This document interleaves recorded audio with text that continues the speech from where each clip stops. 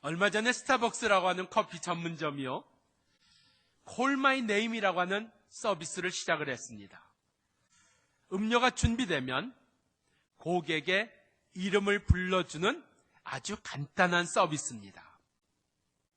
사람의 귀에 자기의 이름이 불려지는 것만큼 달콤하고 좋은 이야기가 없답니다.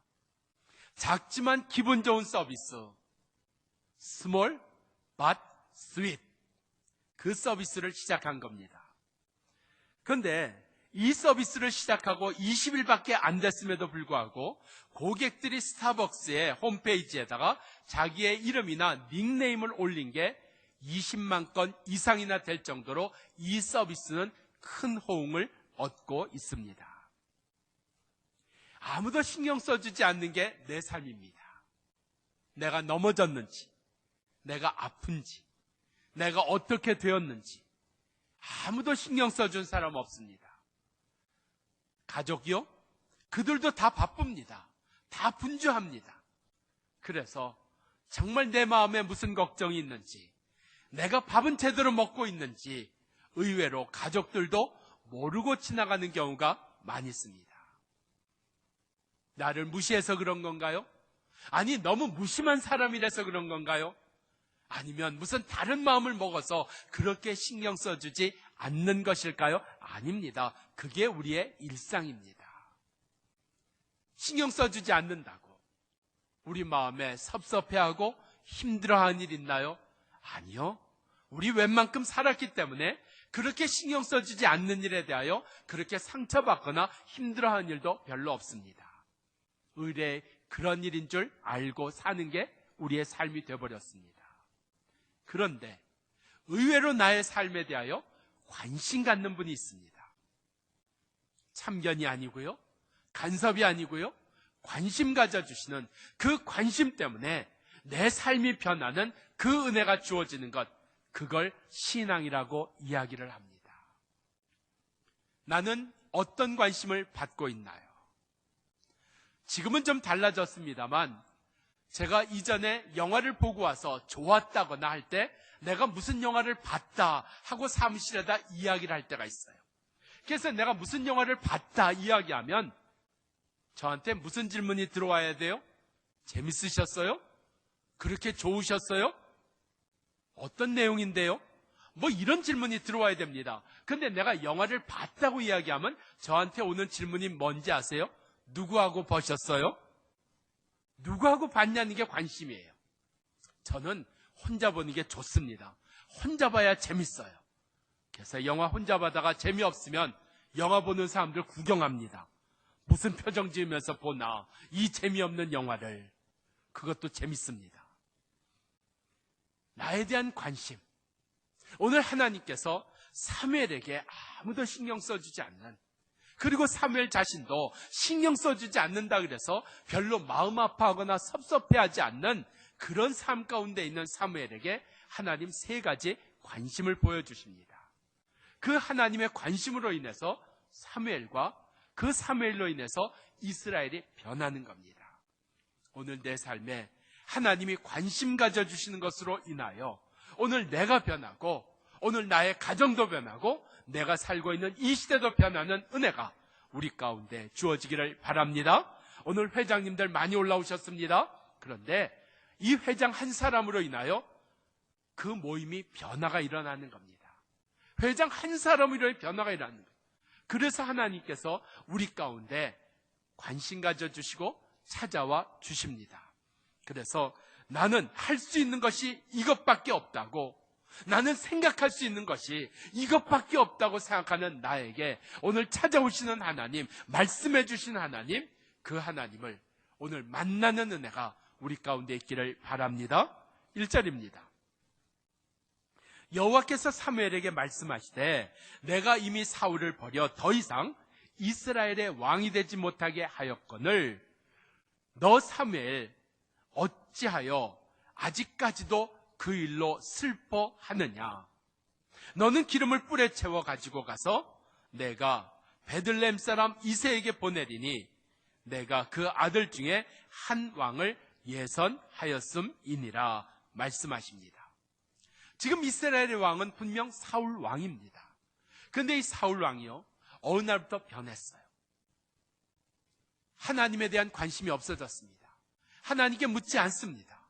하나님의 말씀을 들어도 따르지 않습니다. 아예 내놓고 불순종하기를 시작을 합니다. 사무엘의 마음이 너무 아팠어요. 왜요? 사울은 이스라엘의 첫 번째 왕입니다. 아니, 첫 번째 왕이 이렇게 되면 어떻게 되는 거예요? 아니, 첫 번째 왕이 이러면 그 다음부터 줄줄이 왕들이 잘못될 수 있는 가능성 많은 거 아닙니까? 왜요? 본대로 한다고요. 이 사울이 중요한데 첫 번째 왕이 이럴 수 있을까? 사무엘의 마음이 아팠어요. 더군다나 하나님이 자기를 통해서 하나님이 어렵게 세워놓으신 왕입니다. 그러니까 사무엘 마음속엔 특별한 정이 있지 않겠어요? 특별한 마음이 있지 않겠어요? 나를 통해서 세우신 왕이라고 하는 어떤 특별한 사명이 있지 않겠어요? 그런데 이 사울 왕이 엉망이 돼버린 겁니다. 내가 잘못했나? 내가 하나님의 말씀을 잘못 들었나? 내가 그 하나님의 말씀을 제대로 이행하지 않았나? 내가 제대로 가르치지 않았나? 별별 생각이 다 들었겠죠. 그러니까 사울이 빗나갈수록 어긋날수록 사무엘의 마음이 아픈 겁니다. 너무 마음이 슬펐어요. 그런 슬퍼하는 사무엘에게 하나님 이렇게 말씀하십니다. 언제까지 슬퍼하겠느냐? 언제까지 슬퍼하겠느냐?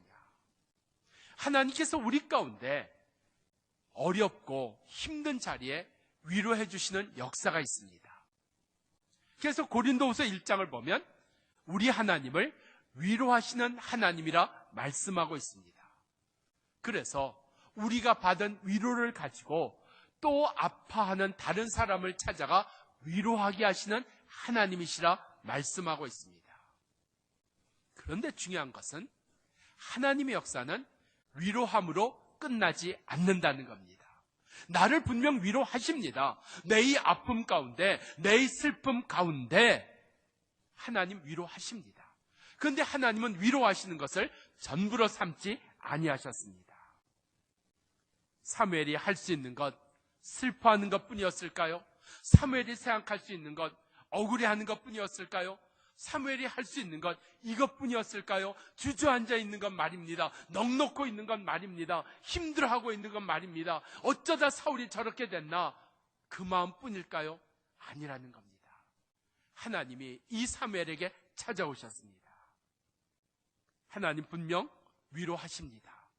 언제까지 슬퍼하겠냐고요? 더 이상 슬퍼하지 말라고요. 그런데 하나님께서 그 다음에 하시는 말씀이 나옵니다. 너는 뿔에다가 기름을 채워가지고 이새의 집에 가서 새로운 이스라엘의 왕을 세우라고 말씀하고 있다는 겁니다. 우린 모두 신앙을 가진 사람들입니다. 신앙을 가지고 있다 이야기할 때 신앙이 있다 없다 또는 신앙이 좋다 나쁘다 하는 것으로 우리는 이야기를 합니다. 어떠세요? 나 신앙 있어요? 그래요. 내 입으로 있다고 얘기하기가 좀 그래요. 신앙 좋으세요? 그건 더 쑥스러워요. 나 신앙 참 좋아요. 그렇게 얘기하기가 좀 그래요. 그럼 신앙 없는 거예요? 그건 아니잖아요. 나 신앙 나쁜 거예요? 그건 아니에요. 그렇지만 신앙이 좋다, 나 신앙이 있다 이렇게 이야기하기는 뭔가 좀 부족한 것 같아요. 왜 부족하게 느끼세요? 신앙이라는 게 뭐냐 하는 분명한 것이 우리 가운데 없기 때문에 내가 신앙이 있는 것 같기는 한데 나 신앙 있어 하고 얘기하기에는 자신이 없어요. 내가 신앙으로 사는 것 같은데 나 신앙 참 좋아 이렇게 이야기하기도 뭔가 근거가 부족한 것 같아요. 우리가 신앙이 있다, 신앙이 좋다고 얘기할 수 있는 근거가 뭘까요? 잘 들어보세요. 신앙이라는 것은 배우는 겁니다. 배우는 거예요. 우리가 세상에서 배우지 않습니까? 배워요. 저는요, 한때 그 TV에서 이렇게 요리를 할 때 그 계란을 이런 데를 이렇게 탁 해서 이렇게 한 손으로 착 이렇게 갈라갖고 이렇게 하는 거 있잖아요. 그런데 어느 날 보니까 그저 아무 데나 이렇게 툭 쳐서 한 손으로 이렇게 하는데 노른자와 흰자를 한 손으로 이렇게 구별해서 여긴 노른자만 떨어뜨리고 여긴 흰자만 떨어뜨리고 그거 멋있더라고요. 그게 어떻게 했을까요? 또 우린 신기하면 따라 하잖아요. 그래서 계란을 갖고 툭 쳤습니다. 어떻게 됐을까요? 뭉그러졌죠. 그제서 뭉그러졌죠. 이게 한 손으로 한다는 게 이게 보통 일이 아니더라고요. 배운다는 게 뭔지 아시겠죠? 해보는 거 아닙니다. 시도가 아닙니다. 연습이 배우는 겁니다. 연습하셔야 됩니다. 요리 하나도 연습하셔야 됩니다. 따라서 수없는 연습이 있어야 됩니다. 신앙이 뭐냐고요? 연습입니다. 연습입니다. 내가 본을 보이는 거 연습하는 겁니다. 우리 가운데 여러분 감사 노트 써오세요. 근데 안 쓰셨죠? 연습에 실패하신 겁니다. 신앙이 좋아지려면 연습하셔야 됩니다. 기도도 연습하셔야 되고요. 섬기는 것도 연습하셔야 되고요. 그래서 교회는 연습할 기회를 많이 주는 겁니다. 연습할 기회를 많이 주는 우리 교회, 좋은 교회예요? 나쁜 교회예요? 근데 왜 안 하세요? 좋은 교회는 좋은데 연습하라는 건 싫단 말이에요. 그러니까 신앙이 있다고 얘기하는 게 자신 없어요. 내가 신앙이 좋다고 얘기하는 게 조금 쑥스러워요. 연습인데 무엇을 우리가 배워 연습하는 건가? 하나님을 배우는 겁니다. 하나님을 배우는 거예요. 하나님 어떻게 생각하셨나? 하나님 어떻게 말씀하셨나? 하나님 어떻게 반응하셨나? 하나님 어떻게 하셨나? 그걸 배우는 겁니다. 그리고 부지런히 연습해서 따라가는 것, 그게 신앙입니다. 정확해요? 그러면 나 신앙 있다고 얘기하는 근거가 뭐예요? 나 열심히 연습하고 있나? 연습 안 하고 있으면 따라갈 수 없어요. 부지런히 배우는 것 없으면 따라갈 수 없어요. 그럼 신앙이 없는 겁니다. 그럼 내가 신앙이 좋지 않은 겁니다. 아무리 예수를 오래 믿었어도 내가 열심히 배우고 열심히 연습해서 내가 열심히 주님 따라가고 있습니다. 내가 하나님 따라가고 있습니다. 그러면 신앙이 좋은 거예요.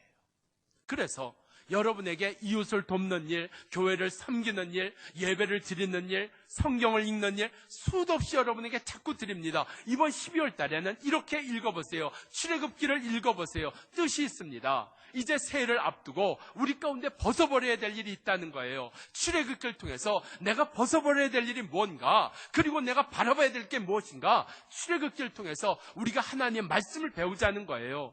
그래서 이번 12월 달에 출애굽기를 읽자 하는 겁니다. 우리 속에 신앙은 하나님을 배우는 겁니다. 그리고 배운 걸 연습하는 겁니다. 그리고 내가 연습한 것을 가지고 사는 겁니다. 그게 신앙입니다. 오늘 하나님께서 사무엘 가운데 오늘 배우게 하신 역사가 나와요. 뭘 배우게 하셨냐고요?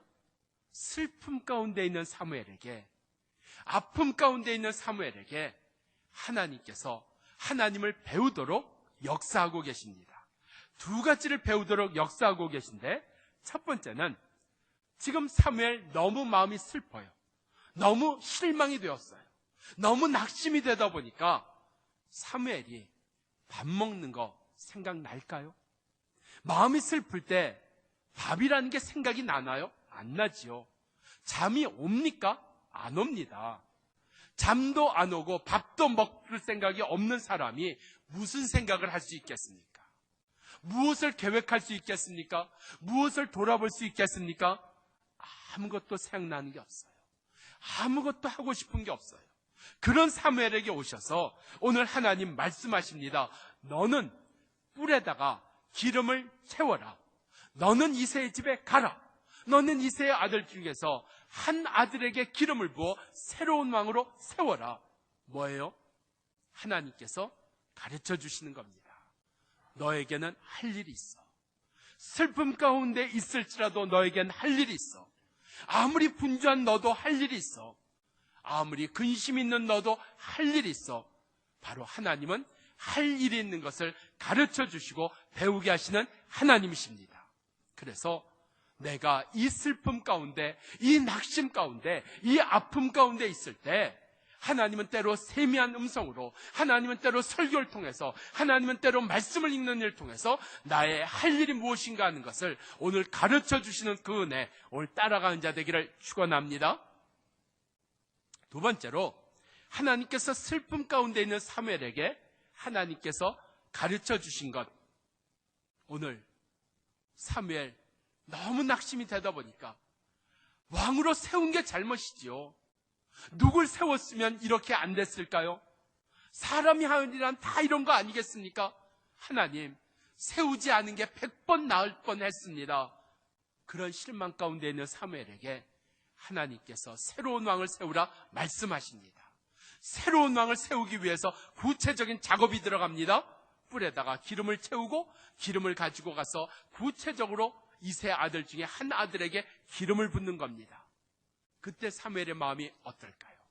그걸 그림으로만 그려도, 그걸 생각만 해도 사무엘의 가슴 다시 뛰지 않을까요? 다시 흥분되지 않을까요? 다시 마음이 뜨거워지는 거 아닐까요? 하나님이 우리에게 두 번째 주시는 은혜는 꿈꾸게 하시는 역사입니다.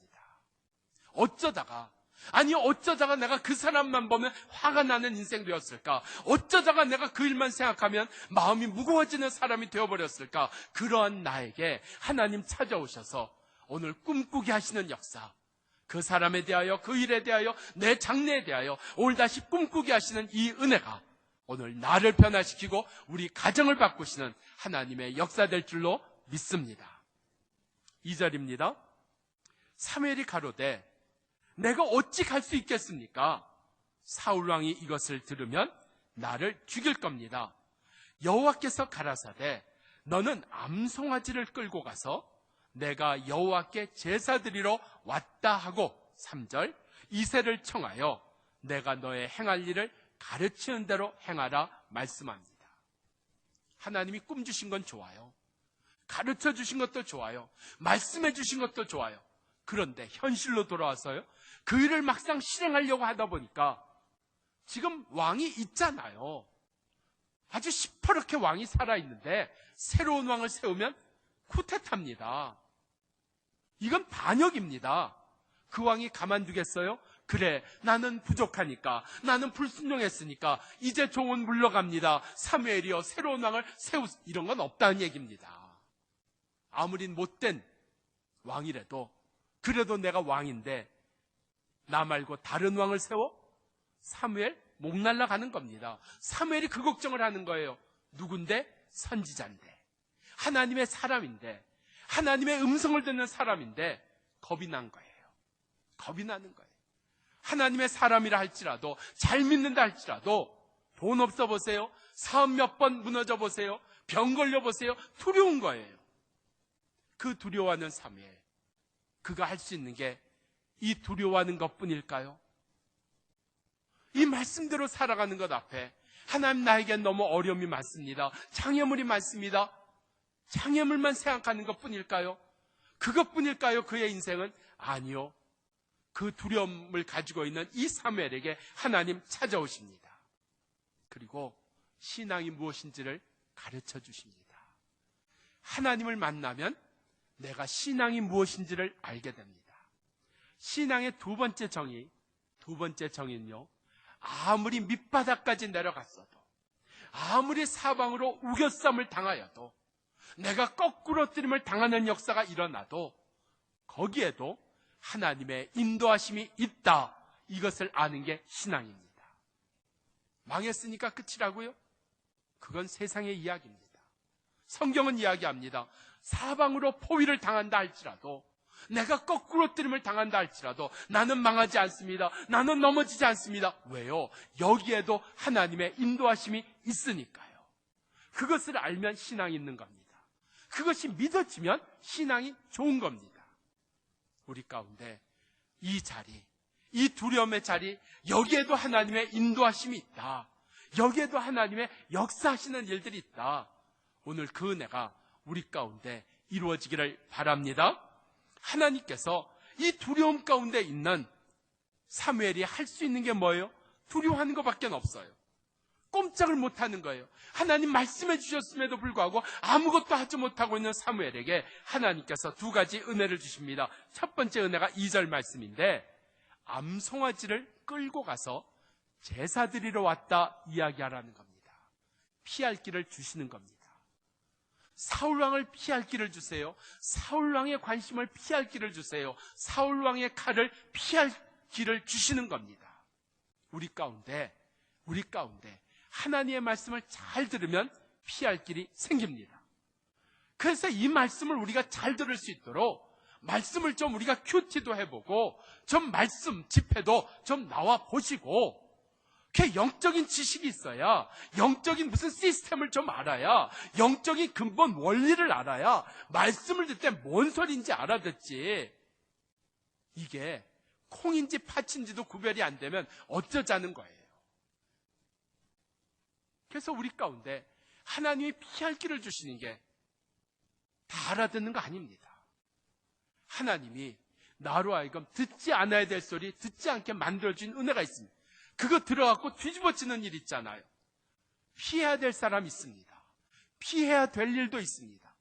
그런데 이게 물인지 그저 불인지 모르고 그저 이것도 저것도 다 익선이라고 많을수록 좋다고. 아니요.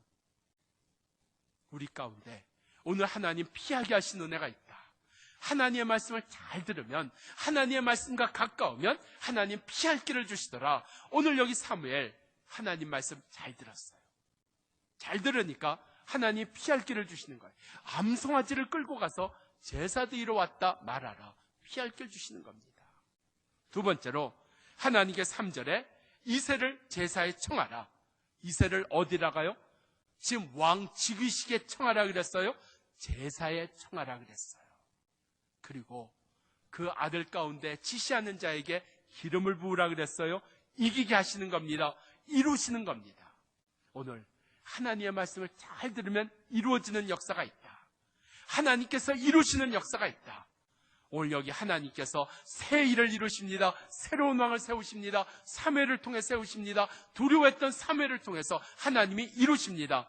오늘 내 삶 속에 두려웠던 안에서 하나님이 이루시는 역사, 새 일을 이루시는 역사, 그 은혜까지 우리에게 이루어지기를 바랍니다.